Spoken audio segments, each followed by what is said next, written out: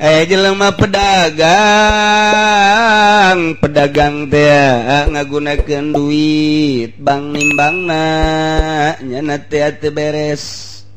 Namun meuli kudu dileuwihan, lamun ngajual kudu dikurangan, mun ngitung dikurangan bae komplain malulu dioplos.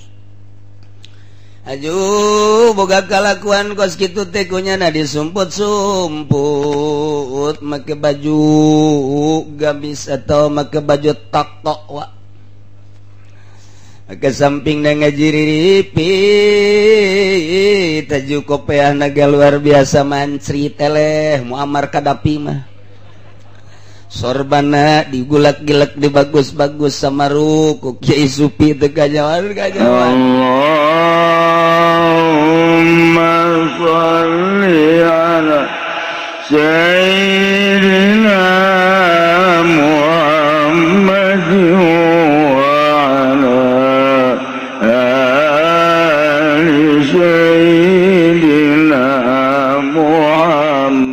Bismillahirrahmanirrahim. Faman kanat maka saha jelema nu aya ahwalna sopiatan eta bersih muwafaqatan li syariatil Muhammadiyah ngakuran kana syariat bangsa Muhammad. Alimna ana batinahu sopiyana tuh sanyana batina eta bersih la takhlita fihi wa kacampuran naon. Wa man kana tahwaluhu zulmaniyatan sahajalma anu ahwalna teh eta bangsa pepeteng mukhalifatan li syariatil Muhammadiyah nu nyulayaan kana syariat bangsa Muhammad atau alimna maka nyaho urang sadayana bahwa ana batina zulmaniun la sopapi batina teh atu zulmani poek mongkleng buta rata kabedingan sama sekali. Jadi pasobau zahir min sofail batin maka ari bersihna zahir ma eta kumaha bersihna batin wa takhlitu zahir min takhlitil batin ari nyampuranna zahir eta tina nyampuran batin matan tikul awani illa bimasakana teu nuduhkeun wawadahan kecuali ku perkara anu cicing dina wadahna. Ari ilmu fikih janga babagus zahir. Wudu nurapi, salat nurapi, tata krama nurapi zahir. Eta fikih. Cara asup ka masjid katuhu heula, cara keluar ti masjid kencah heula, asup ka WC kencah heula, di mana keluar katuhu heula, di mana nyiduh ka belah kencah, di mana-mana kitu eta zahir dimumule dibabagus supaya kadeleuna sieup. Lamun cara wadah mah eta gelas teh dirapihan ku urang dikumbah, eta gelas teh akeuna herang bila perlu dikerokan ku urang jadi herang ta gelas ku ari geus herang gelasna aya eueuh sian mah saherang-herangna gelas ge pastina mah budak leutik atuh embungeun lantaran eueuh nu diwadahanana sapira wadah nu butuh ge nu diwadahanana mun kopi-kopi mun teh-teh mun cai putih-putih mun susu-susu ta eta gelas teh bisa digunakeun ku urang ketika aya nu diwadahanana eta hideung kaciri hideung mun diwadahanana koneng kaciri koneng nu diwadahanana putih susu kadeuleu nu diwadahanana madu kadeuleu nu diwadahanana cai putih kadeuleu mengkristal kitu keneh ieu awak urang eta hate di mana-mana bersih ta eta teh bakal kanyahoan di mana-mana nu diwadahanana ieu makrifat ka Gusti Allah bakal kanyahoan mengkristal. di mana-mana dina hate aya asror bakal kanyahoan rahasia-rahasia hikmah di mana-mana eta gelas di wadahan wadah nu gelas teh racun bakal kanyahoan di mana-mana ieu gelas teh dipake wawadah kitu arak bakal kanyahoan kitu keneh hate di mana-mana di jerona aya racunan aya hasudan aya riaan aya gibahan aya hubul mal hubur yasa hubul jah eta teh kanyahoan kesanajan eta kolbu di jero ari awakna zohir di luar tapi kanyahoan bae percis okos gelas make di wadahan eusi-eusian kunaon bae kanyahoan hanya orang-orang tertentulah anu nyahoeun kana yen eta hate bagus eta hate teh kurang bagus bangunan teh kanyahoan padahal mah kanyahoan teh lain lalagaan kanyahoan besi teu percaya kanyahoan aya jelema turun di mobil pejabat aju make kopeah rapi kopeah naju make baju dirapih-rapih kunyana bajuna sorbanna dirapih-rapih nu disumputkeun di jero hatena supaya ulah kanyahoan padahal ku kiai supi mah kanyahoan bae jelema pedagang teh ngagunakeun duit bang nimbangna nyana teh teu beres namun meuli kudu dileuwihan lamun ngajual kudu dikurangan mun ngitung dikurangan bae komplain malulu dioplos aju boga kalakuan kos kitu teh kunyana disumput-sumput make baju gamis atau make baju tok-tok wa ke samping na ngajiriripi taju kopeah naga luar biasa mancri teleh muamar kadapi mah sorbana digulak-gilak dibagus-bagus sama ruku kiai supi teu kajawan ngan kiai teu meunang ngajelas-jelaskeun mun ngajelaskeun nufur jelema antepkeun bae padahal kanyahoan zohir teh kos kitu.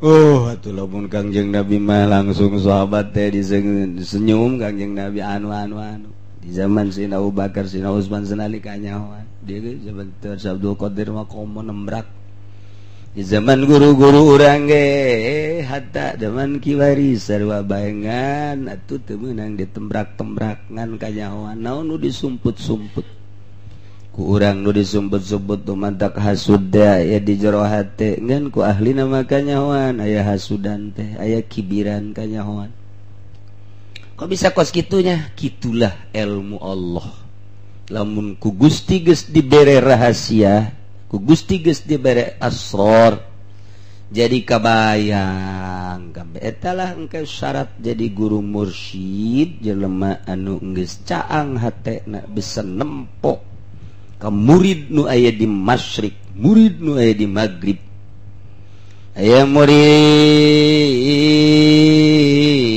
dariqah kemudian manehanana ieu aya hasud ka guruna geus hasud ka guruna nu mantak hasud lantaran aya guruna daharna ngeunah bae pake bagus bae kendaraan mewah juai muridna susah jadi berarti di jero hatena timbul aya suuzon jeung hasud lah aing boga guru kos kitu langsung ku Gusti Allah dileungitkeun zaukun nafsi kanikmatan ibadah leungit kanyawan tak ku guru ai budak kunaon ka aing tu suuzon siapa ya tuh lah sok kaju suuzon ka aing cak guru diantepkeun bae terus sebulan 2 bulan beki parah ta eta guru mursyid mah kudu nyamperkeun ima melalui ngimpi tegor wa ima melalui utusan wa ima nyanana supaya datang wa ima didatangan ku guru Jadi supaya stabil deui. Cerita-cerita kos kitu mah geus loba. Lantaran guru mursyid mah sok aya-aya bae. Artina aya-aya bae murid nama teu meunang ngadahar daging hayam ainyana nama daging hayam unggal poe. Murid nama teu meunang malah titah tararapa murid nama titah zuhud ainyana. Bu dahar daging loba jasa. Nyencang caya murid. Tak kos kada itu hese teka tebak jasa talamun suuzon atuh geus turun teu beurang aya suuzon kos suku kula dicaritakeun teh aya jelema geus bisa hiber begitu manehanana dek balik deui di tengah-tengah nyana aju pikiran yatam khizayat khizaya mustabaya batur sisanya salihu sasal saya kira itu sih bahasa naon kos kitu Mas tahu sama dia kafian ahian syarahian aduh teu harti raga keur di awang-awang raga bus hadena ka laut waduh lamun ka darat atuh hancur raga keur di tengah-tengah keriber eta jadi mikir aku si suuzon itu bahasa naon sih ada bahasa walimah teu kudu ka harti ku urang mantak bahasa walimah aya aturan kieu pan bahasa walimah digedig syaitan ku aing awas ulah sambatkan yaya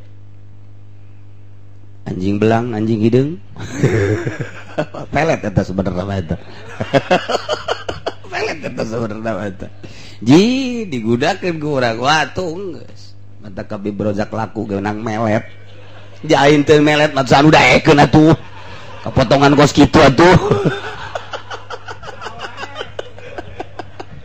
Aduh, abu pelet, tetap pelet. Ya Allah, ya Rabbi tuh kan. Bahasa-bahasa hizib. Bahasa-bahasa hizib hararese dicerna ku urang. Ulah percaya. Ulah dirubah. Teh komo model tadi raga. Kita hizib nasor teh anu gitu bilang saya bahasana jadi murid dasar waraga mantak kaju manehna di laut lain naik ke perahu aju tobat ka Gusti Allah dongengna seperti gitu Gusti tah suzon tak kajawab ku guru murid-murid anu dararatang teh kajawahan kuali mah ngan disumputkeun bae tuh puna cek Tuan Syabdul Qadir anjeun nyamarkeun ka kaula naon nu aya di anjeun dimumule ku anjeun dibabagus ku anjeun padahal maka nyawan ku kaula nu mentak tetep dinasehatan bae sanajan ku kumaha gedek dilempengkeun bae ku wali mah tetep dilempengkeun sakali ke malah masuk ke kadedenya antaran encan aya kesempatan jangan nasehatan anak. Tah jadi urusan ilmu batin teh kos kadaritu mun cara gelas matantikul awani illa bima sakata.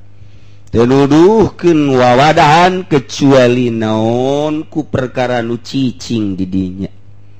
Wal ahwalus shafiyah ari pirang-pirang tingkah anu bersih eta nu bersih tuzhiru ngalahirkeun itu data ijah ala sahibiha karena natijah karena kesimpulan karena buah-buah hasil kanu bogan kesimpulanna mah kieu urang ibadah eta ibadah teh sing hade kunaon teh sing hade kudaekna ibadah ge eta teh geus aya nur ilahi kudaekna urang ka masjid teh teu sembarangan lamun lain kasorot ku nur ilahi moal daek ka masjid kakarak urang kitu daek ka masjid eta geus aya sinar geus mulai sinar daek ngaji teh eta geus aya sinar ngaranna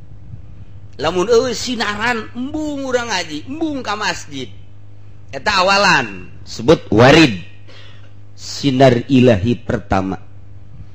Tata teh geus daek urang ka masjid, geus daek urang salat. Lamun urang bisa bersyukur urang teh geus dibere daek nang Allah, teh lain nang urang, nang Allah. Urang nangtung nang Allah, urang salat nang Allah. Ulah boga rasa nang urang ketika boga rasa nang urang kahijab. Urang teh endek ngaleungitkeun eta ku hese jasa. Adat supaya jadi taat, watek supaya jadi taat. Ulah aya adat-adat, jelema mun masih keneh make sabab terus bae di syariat. Jelema mun maksikeun make watek di syariat bae datang ka paeh ge. Jelema mun make adat di syariat bae. Urang teh endek ngaluncat ulah make adat jeung ulah make syariat. Eta pan kudu aya nu nungtun, nu paham. Nu paham lain berarti syariat nah haju ditinggalkeun ku urang. Syariat mah geus jalan kacai unggal poe, geus ulah dihitung-hitung, ulah dianggap-anggap, ulah dipikir-pikir. Kuari mah ibadahna geus make ruhani. Eta pan urang ieu ibadah teh lain awak sebenarnya ruh, lamun ruhna kaluar mah awak urang bangke. Atuh bangke sok kita salat awak urang rohan moal bisa. Berarti roh nu mentak awak mah lamun gering awak. Atuh salat bae make roh, bisa diuk rohna. Diuk. Teu bisa ngedeng, teu bisa bari ngedeng atuh bari nagara kicep, jar roh. Nu salat mah roh. Tah nu mentak urang ibadah teh lamun masih keneh ngagunakeun awak doang, atuh moal ngeunah-ngeunah. Moal ngeunah-ngeunah hibzun li anfasin yakunu khurujuha wa dukhuluha. Tanya wa zaka afdalu wa anfa'u idza ra'aita din azkiya. Ra'aita ta wa zaka afdalu wa anfa'u idza ra'aita, di mana anjeun ngaraksa nafsan kana roh. Hibzun li anfasin ngaraksa napas. Yakunu khurujuha asup keluar wa dukhuluha jeung asup jeung kaluarna. Engke ge salat ge ngeunaheun bakal. Tah, ieu teh kebersihan batin, bersih. Nyana teh capek berusaha ngabersihkeun batin, capek. Ngaleungitkeun ria mungkin satahun, ngaleungitkeun ujub, ngaleungitkeun terus. Wah, capek. Terus bae mun cara jelema naik make geus datang morosot deui, datang ke tengah morosot ka naik tek. Eta teh satungtung encan bersih mah moal ka bisa naik. Nyana berusaha terus, penting udang salat zikir terus sesuai jeung aturan. Engke kebal-kebal ku Gusti Allah dibere, asal geus dibere bener. Wah, nyana ge kaget. Nyana kaget kok asa di mana aya ngeunaheun. Aya ngeunaheun asa di mana nikmat. Geus hese nyaritakeun eta mah kanikmatan kos kitu mah tah. Eta bersih ngaranna. Eta teh ahwalus sofiyah. Tingkah anu bersih tuzhiru nataijaha ala sahibiha. Engke bakal ngabijilkeun paedah kanu bogana. Artina kumaha tah? Engke bangsa isuk-isuk neuleukeun jelema akur bae tah. Nu lempang deka mana akur bae. Artina akur teh aya gerak Allahan. Nyana deka pabrik, nyana deka kantor, nyana deka set gerak Allah nu kadeuleuna nang Allah. Geus lewat di syariat. Geus lewat di syariat. Geus kabeh dibere panas gerak Allah. Allah teh al-mudabbir al-muharrik wal musakkin. Anu ngarobah-robah, anu nyicingkeun. Cicing urang dieu bae ieu. Aya Allah, di mana Allahna? Nisbat di taneuh Allah teh keur musakkin. Nisbat di urang keur rubah-robah al-muharrik. Hiji sifat Allah hiji afalna, hiji sifatna, hiji zatna. Bakal kaharti zat Allah ngan teu bisa dijelaskeun. Di mana kaharti afal jeung sifatna. Geus ngaji heula tauhid afal, ngaji heula tauhid sifat, engke bakal kaharti zat. fala ainun taraka wala yadun tasilu ilaika. Moal bisa kadele ku mata, la tudrikul absar wa huwa yudrikul absar wa huwa latiful khabir. Moal bisa kacekel ku leungeun. Kuari ieu kasorot ku panon poe benda-benda. Panon poe benda lain. Di mana kasorot ku panon poe kadeulean. Wujud benda-benda kadeuleu. Di mana panon poe na surup poek. Ya, jadi panon poe teh bisa nyaangan, teu bisa kacekel sinar mah. Fala ainun taraka wala yadun tasilu ilaika. Benda lain ngan di mana aya panon poe cang kadeuleu. Ieu sarua di mana aya nur ilahi, makrifat. Tak eta teh dicekel teu bisa. Fala ainun taraka wala yadun tasilu ilaika. Hese nyaritakeunana ngan karasa kunyana ngeunaheun. Nikmat mantak lamun urang sok ngawiridkeun eta itu wiridan Kangjeng Nabi Khadir. Allahumma yaman lahu wajun layab Allahumma yaman luskin sanun ansani wala samuna wa yaman la tubdirul maswa yaman yubrim ilma azikni Allah bad'a fi qawla wa tamaribat. Eta wiridan Kangjeng Nabi Khadir engke cenah satu saat lamun urang ngalanggengkeun wiridan eta Kangjeng Nabi Khadir tetap datang, minimal hidir nu aya di lembur urang engke datang. Tangke dibantu Kangjeng Nabi Khadir datang ka urang teh aja apa mere hikmah, mere ilmu makrifat. Lamun urang kadatangan ku bupati berarti deuk mere naon karah? Deuk karah. Lamun urang kadatangan ku gubernur berarti ya sekupi. Tapi lamun urang kadatangan ku wali, jangan mere hikmah. Urang sasalaman doang neuleuh wajah wali ngerenyed hate urang. Sebab daun sebabnya nama geus tersepen dunia. Jadi urang ningali wajah wali teh ya. Nah, langsung beda kana hate urang. Sebabnya nama bening bersih. Tah ieu ahwalus sofiyah. Tingkah anu bersih ngalahirkeun kanu bogana nikmat ngeunaheun. Asal geus dibere kos kitu geus moal hayang ka mana.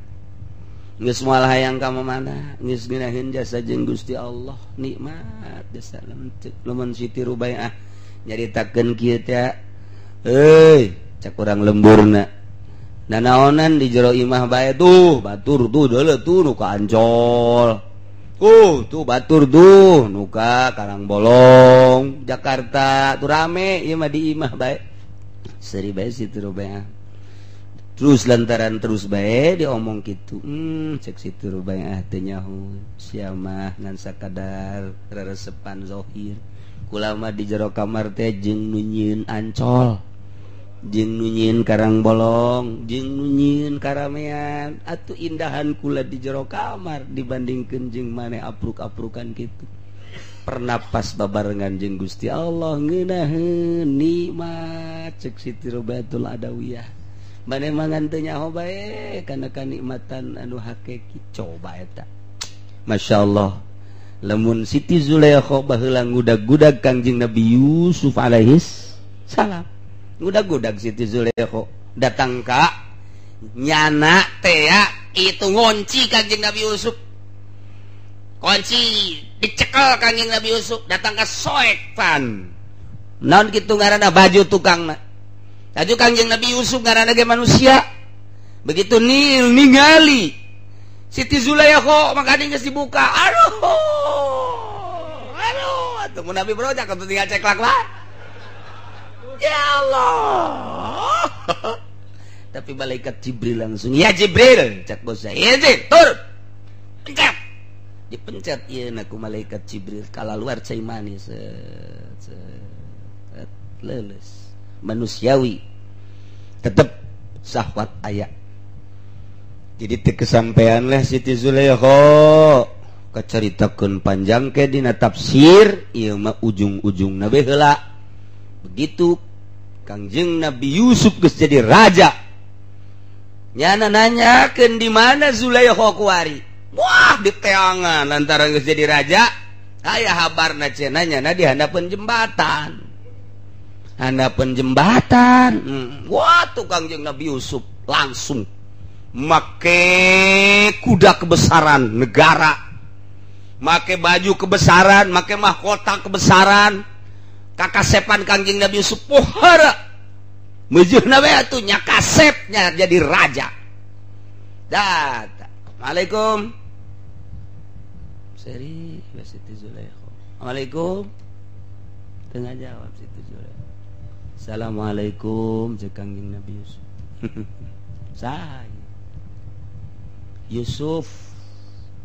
Yusuf Faisal, istri Hetikus Endang. Oh Yusuf cek Siti naon kadi mau menyambungkan asmara yang dulu. Kini aku telah jadi raja, segala-galanya ada di tanganku. Engkau dulu aku tahu mencintaiku,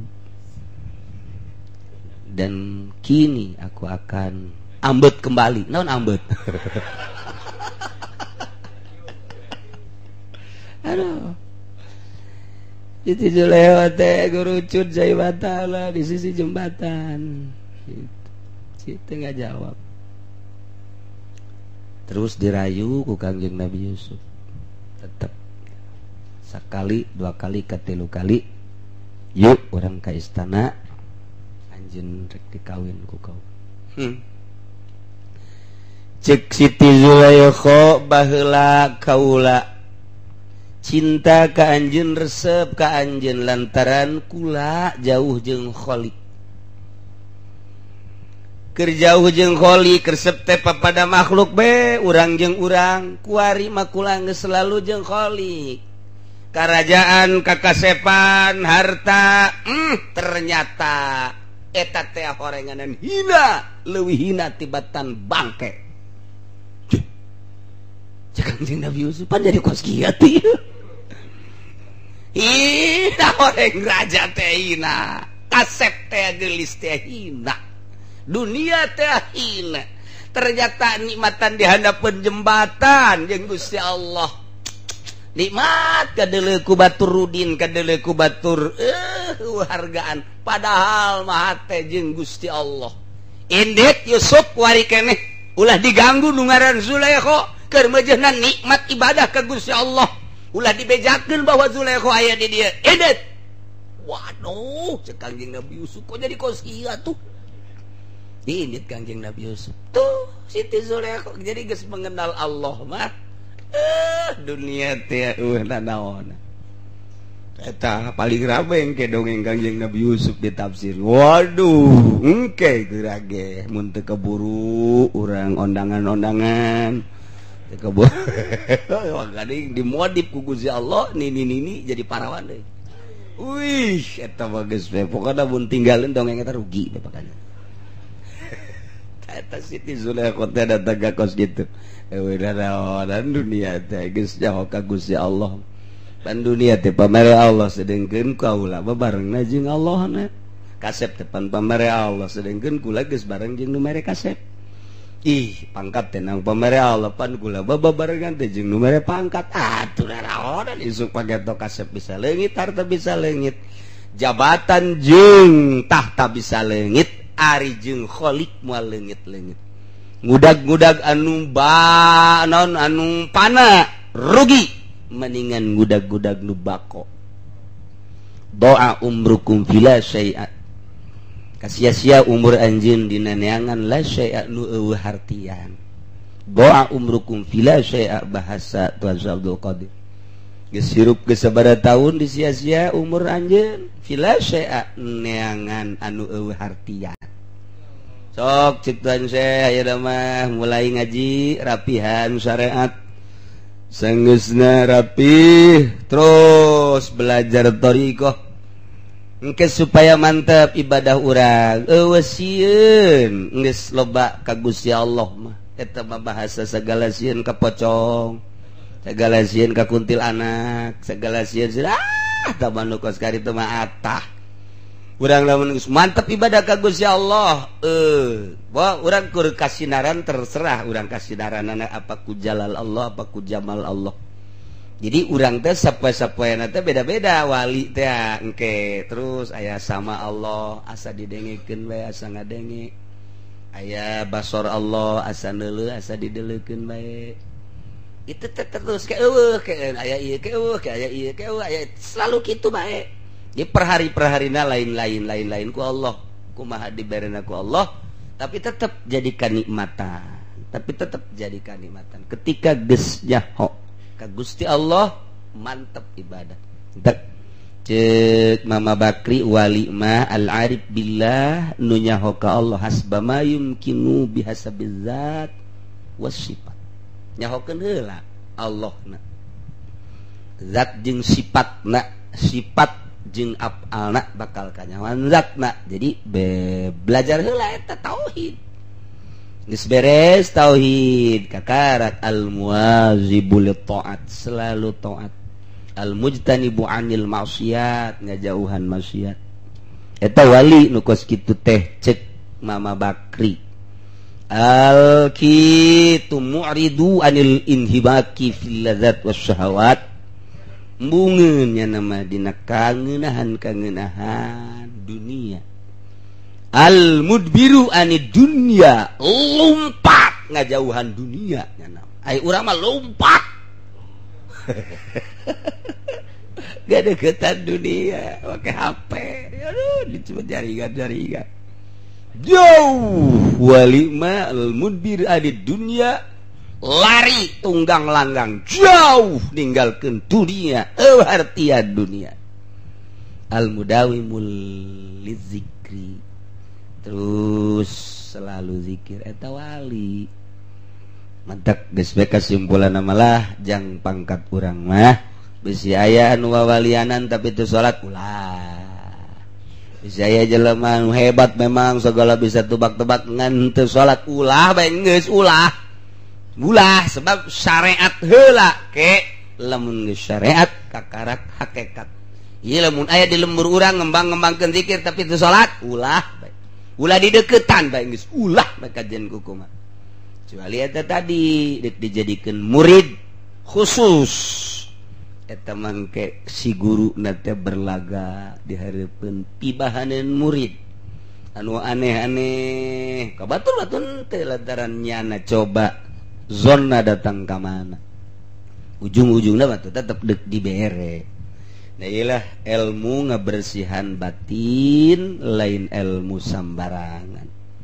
Jadi di awak urang aya dua kuarima tuh hiji aya ruh kedua aya jasad atuh kudu dibere makanan geus jam sabaraha sedang dahar sih sebenarnya mah sedang ya jasad kebutuhan awak ruh bere di daharna ruh zikrullah maca sholawat baca Quran eta makanan ruh geus jang urang mah awak tetep bere dahar bere nginum ruhna bere deui maca Quran maca sholawat aya teh jelema anu terus bae mengikuti ngaji teu kieu teu kitu tapi ujung-ujungna diberengeunna diberengeunaheun ieu kuari-kuari ge aya ieu jana ge heran hatina nyana sorangan heran ngeunaheun geus pokona meungeunaheun jasa kaciri ngeunaheunana salat teu eureun-eureun nyana mah salat teh teu Allah